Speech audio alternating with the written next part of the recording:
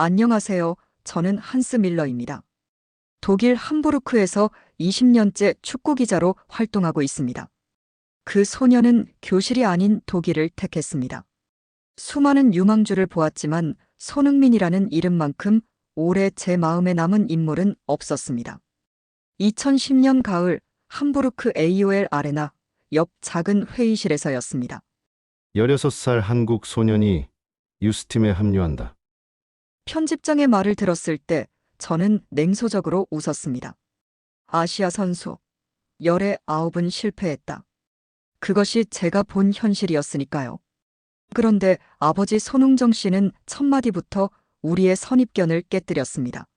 저는 아들이 공만 잘 차는 선수가 되는 걸 원하지 않습니다. 어디서든 존경받는 사람이 되기를 바랍니다. 회의실은 잠시 정적에 잠겼습니다. 독일 축구계에서 인성은 사치였고 실력이 곧 생존이었으니까요. 그는 계속 말했습니다. 흥민이는 새벽 6시에 일어나 독일어를 공부하고 훈련 뒤에는 독일 고전문학을 읽습니다. 언어와 문화는 단순한 도구가 아니라 마음을 이해하는 열쇠이니까요. 저는 비웃으려 했습니다. 하지만 그 옆에 앉아있던 소년이 어눌한 독일어로 말했습니다. 아버지가 늘 말씀하세요. 축구는 혼자 하는 게 아니라고. 그래서 동료들을 실망시키지 않으려 매일 연습합니다. 그 눈빛은 강요가 아니라 스스로 선택한 사람의 것이었습니다. 주변 기자들은 여전히 냉소했지만 저는 직감했습니다. 이 부자는 다르다. 20년간 축구계를 지켜보며 깨달은 게 하나 있습니다. 진짜 성공하는 선수와 그저 그런 선수를 가르는 건 재능이 아니라 마음가짐이라는 것 말입니다. 그리고 이 16살 소년의 눈에서 저는 그 무언가를 봤습니다. 그래서 결심했습니다. 끝까지 지켜보자고. 한국식 철학과 독일식 시스템이 맞부딪히면 어떤 결과가 나올지 말입니다. 그 선택이 제 20년 기자 인생을 송두리째 뒤바꿀 서막이 될 줄은 그때는 몰랐습니다. 그 소녀는 새벽 5시 반 독일의 차가운 바람 속에서 눈을 떴습니다. 교실 대신 훈련장을 택한 소년이었습니다.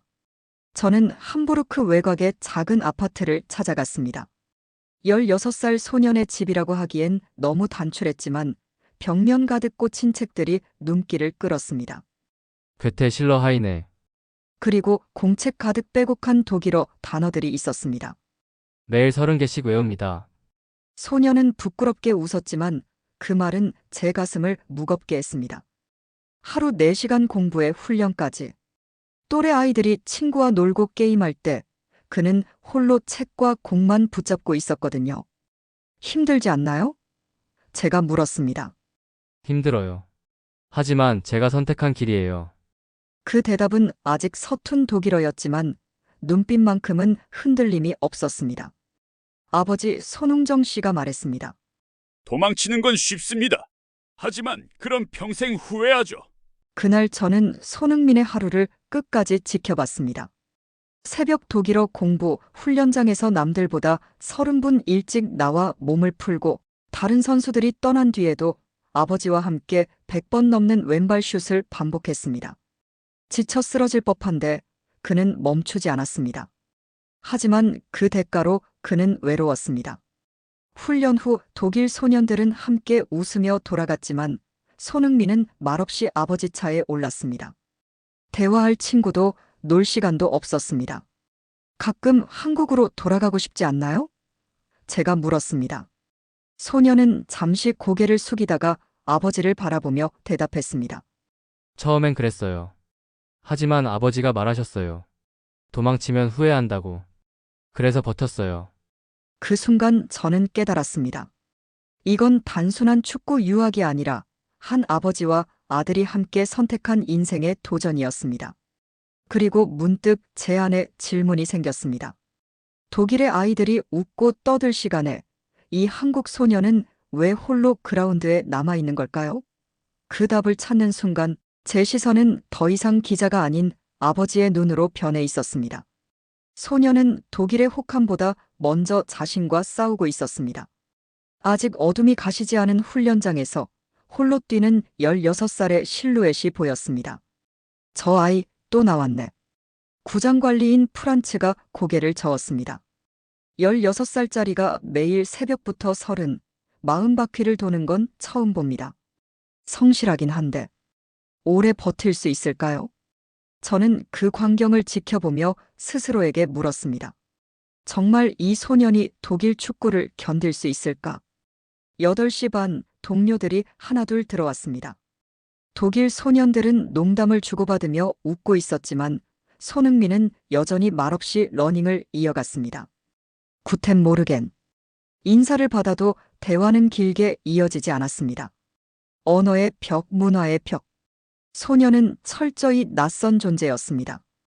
훈련이 시작되자 문제는 더 뚜렷해졌습니다. 패스 타이밍이 늦고 전술 위치가 어긋났습니다. 집중 좀 해. 너 때문에 리듬이 깨지잖아. 한 선수의 짜증 섞인 목소리에 소년의 얼굴이 붉어졌습니다. 하지만 변명은 없었습니다. 그는 단지 더 집중했습니다. 몇 차례 실수가 이어지자 분위기는 싸늘해졌습니다. 저 친구 계속 이럴 거야. 이래선 팀워크가 안 맞아. 속삭임이 들려왔습니다. 시니어 시청자라면 누구나 느낄 서러움이 고스란히 묻어나오는 순간이었습니다. 그런데 훈련이 끝난 뒤 소년은 감독에게 다가갔습니다. 감독님, 다시 설명해 주실 수 있나요? 간절한 눈빛이었습니다. 귀찮다는 듯 하던 감독도 결국 10분 동안 따로 전술을 설명해 주었습니다. 저는 놀랐습니다. 대부분의 유망주는 실수를 덮으려 하지만 이 소년은 오히려 실수를 붙잡아 파고들었으니까요. 정규 훈련이 끝난 후에도 소년은 떠나지 않았습니다. 아버지가 기다리고 있었습니다. 오늘은 왼발이다. 100번, 아니 200번. 처음엔 공이 엉뚱한 곳으로 날아갔습니다. 하지만 포기하지 않고 차고 또 찼습니다. 아버지, 이제 들어가요. 아직이다. 경기에서는 단 한 번의 기회가 전부다. 200번째 공이 네트를 찢듯 꽂혔을 때 소년은 땀에 흠뻑 젖은 채로 아버지 앞에 섰습니다. 잘했다. 하지만 내일은 더 완벽해야 한다. 프란츠가 제게 속삭였습니다. 가혹하지 않습니까? 16살에게 저건 너무 심한데요. 저 역시 그 생각을 했습니다. 그러나 소년의 눈빛은 달랐습니다. 지쳐 있으면서도 그 안에 흐릿한 빛이 있었습니다. 그것은 억지가 아니라 자신이 선택한 길에서 오는 결이었습니다. 그날 밤 저는 기사를 썼습니다. 함부르크 훈련장에 특별한 소년이 있다. 독일 소년들이 하루 한 번 훈련할 때 그는 2번을 한다. 오른발잡이지만 왼발까지 무기화한다. 과연 이 낯선 소년의 집념이 독일 축구를 흔들 수 있을까? 그러나 제 기사의 마지막 줄에는 작은 물음이 남았습니다. 이 모든 것이 정말 소년의 선택일까? 아니면 아버지의 기대일까? 그 답은 아직 알 수 없었습니다. 하지만 단 하나만은 확실했습니다. 이 낯선 소년은 제가 지금까지 본 그 어떤 유망주와도 달랐다는 사실 말입니다. 독일은 그를 인정하지 않았습니다. 기자인 나조차도. 아시아 출신, 고교도 안 나온 선수라니 오래 못 버틴다. 아버지가 훈련을 시킨다니 저건 축구가 아니라 군사훈련이지. 언론과 코치들의 말은 차갑고 단호했습니다. 저 역시 고개를 끄덕였습니다. 분데스리가의 규범은 엘리트 유스 출신이었고 손흥민은 그 기준 어디에도 해당되지 않았으니까요. 훈련이 끝나면 독일 소년들은 어깨동무를 하고 돌아갔습니다. 그러나 그라운드에는 늘 2사람이 남아 있었습니다. 땀에 젖은 아들과 옆에서 묵묵히 지켜보는 아버지. 멀리서 지켜보던 코치들은 비웃듯 중얼거렸습니다. 저러다 곧 쓰러질 거다. 몸이 버틸 리가 없지. 관중석에서도 속삭임은 이어졌습니다. 아시아 선수는 체격도 안 되고 멘탈도 약하다. 그 말은 제가 수십 년간 들어왔던 선입견이었고 제 안에도 뿌리 깊게 자리 잡은 진실처럼 여겨졌습니다. 그런데 한 달이 지나고 2달이 지나도 소년은 무너지지 않았습니다. 오히려 더 단단해 보였습니다. 초기의 서툰 패스는 점차 정확해졌고 전술 이해도도 눈에 띄게 향상됐습니다. 무엇보다 놀라운 건 그의 체력이었습니다. 다른 선수들이 지쳐 헐떡일 때도 그는 여전히 뛰고 있었거든요. 그러나 그 무시와 냉소 속에서도 소년의 태도는 흔들리지 않았습니다. 다른 선수들이 떠난 뒤에도 그는 홀로 러닝을 이어갔고 아버지는 곁에서 이렇게 말했습니다. 내가 포기하지 않는 한 그들의 말은 진실이 될 수 없다. 어느 날 유스팀 연습 경기가 있었습니다. 상대팀 선수 하나가 거칠게 태클을 걸어왔고 손흥민이 넘어졌습니다. 모두가 그가 일어나지 못할 거라 생각했습니다. 하지만 그는 털고 일어나 더 빠르게 뛰었습니다. 그 순간 관중석에서 작은 박수 소리가 들렸습니다. 그 순간 제 가슴이 묘하게 울렸습니다. 지금은 웃음거리일지 몰라도 언젠가 이 철학이 우리를 부끄럽게 만들 수도 있다는 생각이 들었거든요. 저는 펜을 쥔 손을 내려놓고 한참을 그라운드를 바라봤습니다. 차가운 바람 속에서도 땀방울이 반짝이는 그 눈빛은 결코 꺼지지 않는 불꽃 같았습니다. 그리고 저는 처음으로 스스로에게 물었습니다. 혹시 우리가 틀린 건 아닐까? 선입견에 가려져 진짜 재능을 놓치고 있는 건 아닐까? 독일이 비웃던 소년 드디어 무대에 섰습니다. 함부르크 2군과의 연습 경기. 관중석에는 코치와 기자들, 몇몇 팬이 앉아 있었지만 기대는 전혀 없었습니다. 봐라, 오늘도 별다를 게 없을 거야. 옆자리 동료 기자가 비웃듯 속삭였습니다.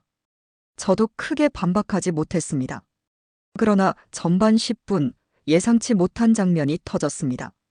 오른쪽 측면에서 공을 잡은 손흥민은 수비수를 정면으로 마주했습니다. 거친 몸싸움에도 쓰러지지 않고 한 박자 빠른 터치로 골문을 향해 날카롭게 찼습니다. 공은 번개처럼 네트를 흔들었습니다. 경기장은 잠시 정적에 휩싸였습니다. 우연이겠지. 속삭임이 오갔지만 전반 20분. 그는 또다시 수비 라인을 무너뜨렸습니다. 순간적인 스프린트로 공간을 만들고 침착하게 골키퍼의 반대편 구석을 찔렀습니다. 두 번째 골.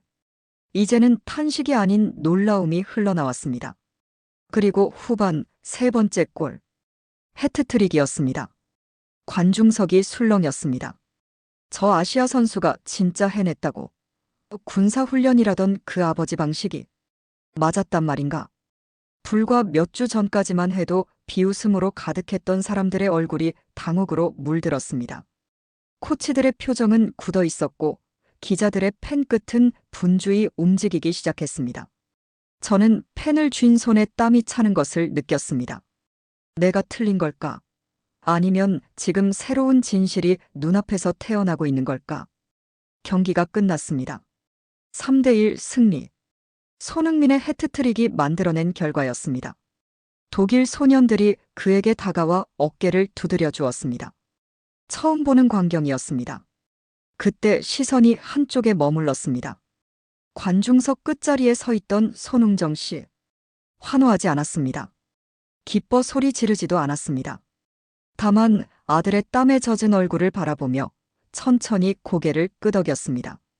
그 모습이야말로 진정한 승리의 순간이었습니다. 조용하면서도 확신에 찬 미소.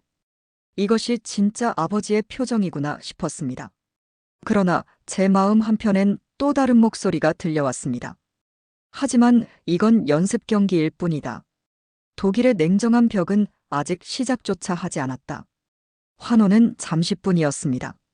더 큰 고통이 기다리고 있었죠. 분데스리가 무대에 선 순간 상대 수비수들은 어린 아시아 선수를 가차없이 몰아붙였습니다. 태클은 더 거칠었고 어깨 싸움은 노골적이었습니다. 그건 반짝 스타일일 뿐이야. 아시아 선수는 결국 체력에서 무너진다. 경기장마다 차가운 목소리가 메아리 쳤습니다. 부상도 잦았습니다. 허벅지 근육이 찢기고 무릎에 통증이 몰려와 훈련장을 빠져야 할 때도 많았습니다. 그럴 때마다 사람들은 말했습니다. 봐라, 이제 끝났잖아. 결국 오래 못 간다. 더 가혹했던 건 관중들의 야유였습니다. 어웨이 경기에서 그가 공을 잡을 때마다 함성 대신 거센 고함이 쏟아졌습니다. 아시아로 돌아가라. 여기는 내 자리가 아니다. 때로는 욕설과 함께 물병이 날아오기도 했습니다. 저는 그 장면을 기록하며 마음이 무거웠습니다. 역시 한계가 있나 하고 고개를 떨구기도 했습니다. 하지만 놀라운 건 그의 태도였습니다. 손흥민은 절대 고개를 숙이지 않았습니다. 부상으로 경기에 나서지 못하는 날에도 훈련장 한쪽에 앉아 전술판을 들여다보며 동료들의 움직임을 분석했습니다. 코치가 퇴근하고 불이 꺼진 뒤에도 혼자 러닝화를 신고 트랙을 돌았습니다. 그 옆에는 언제나 아버지가 있었습니다. 내가 지금 겪는 고통은 내 인생의 자산이 될 거다. 축구는 그만둬도 좋다. 하지만 너 자신을 포기하면 안 된다. 아버지의 이 말은 단순히 아들을 위로하는 차원을 넘어 제 가슴에도 깊은 울림을 남겼습니다. 독일식 축구는 승리냐 패배냐만을 따졌지만 이 부자는 전혀 다른 세계를 보여주고 있었습니다. 한 번은 특히 심한 태클로 넘어진 후 손흥민이 한참을 일어나지 못했습니다. 관중들은 야유를 보냈고 상대 선수는 미안하다는 제스처조차 하지 않았습니다. 하지만 그는 결국 털고 일어나 다시 뛰었습니다. 그것도 더 빠르게, 더 집요하게. 소녀는 울어도 다시 일어났고 넘어져도 다시 달렸습니다. 그 모습은 차별과 무시 속에서 꿋꿋이 버텨온 한국인의 삶과 겹쳐 보였습니다. 그런 그를 지켜보며 저는 생각했습니다. 이것이 진짜 강함인가? 넘어지지 않는 것이 아니라 넘어져도 다시 일어나는 것이? 그리고 어느 순간 관중석의 야유 속에서 희미한 박수 소리가 섞여 들리기 시작했습니다. 아직은 미약했지만 분명한 변화의 조짐이었습니다. 독일이 무시하던 소년 드디어 분데스리가 일부 무대에 섰습니다. 2013년 여름 손흥민의 레버쿠젠 이적 소식은 축구계를 흔들었습니다. 3년 전 어눌한 독일어로 자신을 소개하던 16살 소년은 이제 당당한 21세 청년이 되어 있었습니다. 바이아레나 기자회견장에서 마주한 그는 달라져 있었습니다. 키는 더 자랐고 체격은 단단해졌으며 무엇보다 눈빛이 흔들리지 않았습니다. 레버쿠젠은 젊은 선수에게 기회를 줍니다. 저도 여기서 더 성장하고 싶습니다. 그가 유창한 독일어로 말하는 순간 저는 놀라움과 함께 왠지 모를 뿌듯함을 느꼈습니다. 데뷔전 프라이부르크전이었습니다. 전반 20분 날카로운 슛은 골키퍼에게 막혔지만 관중들은 박수로 화답했습니다. 그리고 전반 35분 마침내 순간이 왔습니다. 크로스를 헤딩으로 꽂아 넣자 경기장은 폭발했습니다. 손. 불과 몇 년 전 아시아로 돌아가라던 독일 팬들이 이제 그의 이름을 외치고 있었습니다. 그 후에도 그는 골을 넣고 동료에게 어시스트하며 팀을 이끌었습니다. 하지만 더 인상 깊었던 건 그의 태도였습니다. 자신의 득점보다 팀의 승리를 우선시했고 어린 동료들을 격려하며 팬들에게는 고개 숙여 감사했습니다. 손흥민은 실력도 뛰어나지만 인격이 더 특별하다. 레버쿠젠 코치의 말이 잊히지 않았습니다. 시즌이 지나며 그의 활약은 더욱 화려해졌습니다. 10골을 넣고 6개의 어시스트를 기록했습니다. 무엇보다 그는 팬들의 마음을 사로잡았습니다. 경기 후에도 항상 관중석을 향해 인사했고 어린이 팬들과 사진을 찍어주기를 마다하지 않았습니다. 언론도 달라졌습니다. 분데스리가 최고의 발견. 아시아 선수에 대한 모든 편견을 깨뜨렸다. 과거 그를 조롱하던 매체들이 이제는 찬사를 쏟아냈습니다. 어느 경기 후 인터뷰에서 그는 말했습니다.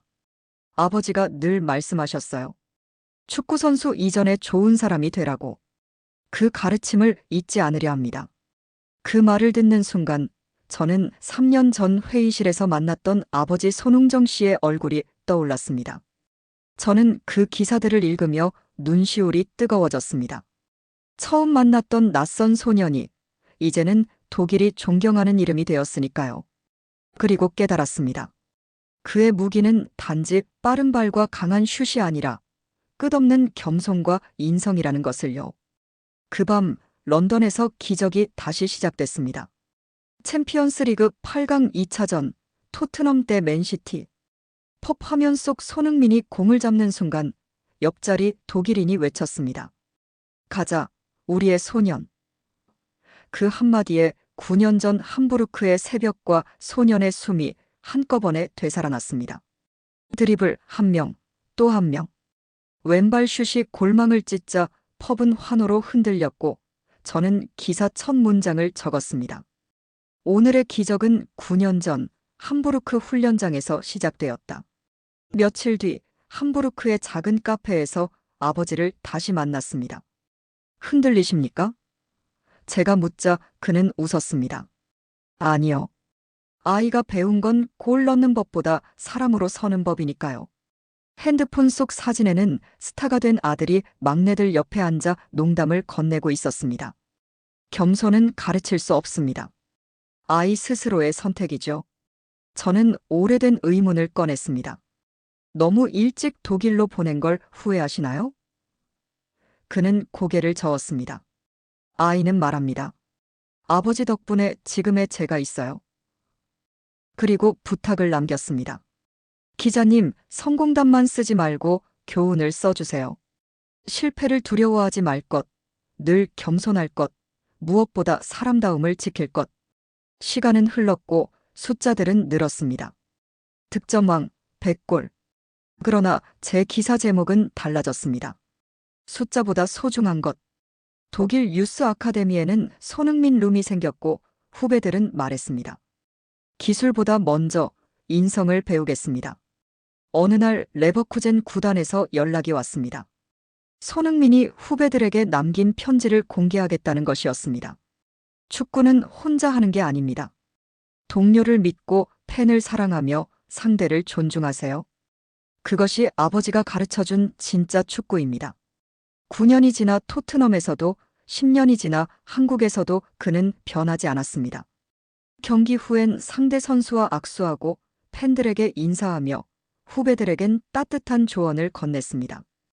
은퇴를 앞두고 마지막 원고를 다듬며 저는 썼습니다.